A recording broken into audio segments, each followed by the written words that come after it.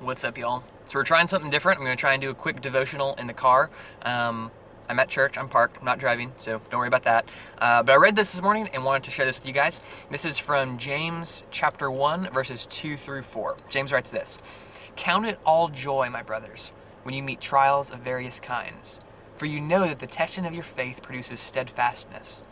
And let steadfastness have its full effect, that you may be perfect and complete, lacking in nothing." There's a few things going on in this passage that I think are really cool, but the main one I wanted to pull out for you guys is the idea of counting it joy when you meet trials. That's something that's really hard to do, partly because trials aren't fun things. The word used for trials here could be translated as like tests or testing. So think of when God asked Abraham to sacrifice Isaac. That was a test of his faith.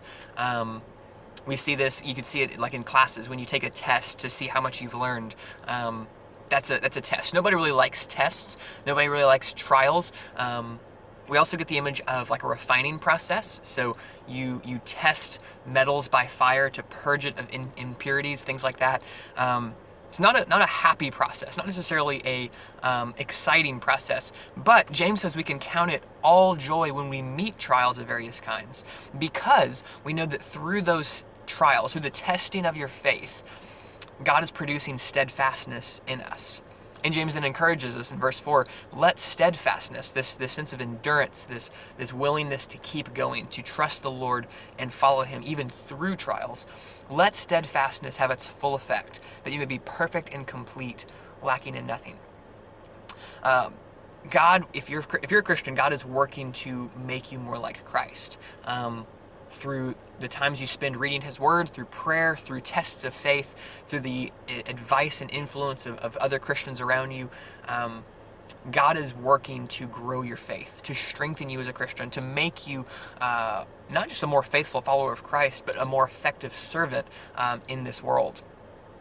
And because of this, because God is always doing this, even through our sufferings, even through the tests, the difficulties, those things that test our faith, that push us beyond what's comfortable, we are able to count these things as joy. In other words, we don't have to complain about difficulties. We don't have to be upset at difficulties necessarily. We can mourn, we can be sad, but we can still count these things as joy, because God is doing things through them that might not be done through peaceful times or through exciting, happy times. So I wanted to give you guys this encouragement, because as you go through life as a Christian, you are going to face trials.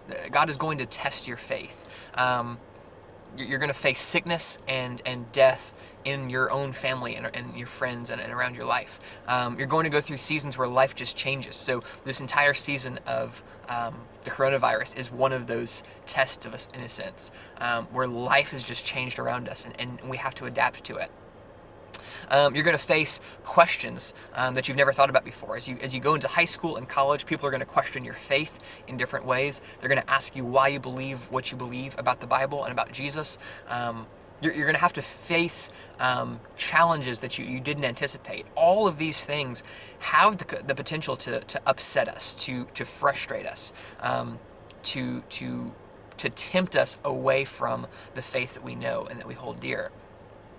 What's cool about this, though, is that James is encouraging us by telling us that all tests of faith are opportunities for our faith to grow, for God to strengthen us. And so because of this, while tests may be difficult, they may be scary, they may make us cry and feel afraid, we can still count them as joy. In other words, we can rejoice in their existence, because we know that the trials won't defeat us if we're pursuing the Lord, if we're trusting in him.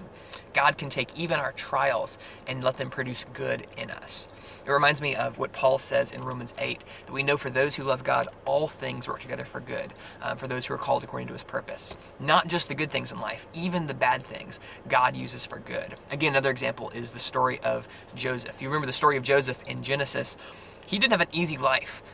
He was betrayed by his brothers. He was sold into slavery. He was mistreated, abused. He was wrongfully convicted. But through it all, he saw God's hand of faithfulness leading him and guiding him and teaching him, to the point where God used Joseph to provide for his family and to save people all over the area. And he says something really profound toward the end of Genesis. He says to his brothers who sold him into slavery, he says, what you meant for evil, God turned for good. God meant it for good. That's what I think James is hitting on here. Our tests of faith, our trials, the things that feel like they might rip us apart, that threaten to undo everything around us, we can rejoice when we meet these things, not because the trials are happy, but because we know God is at work through those trials to make us more like his son. So trust him in your trials.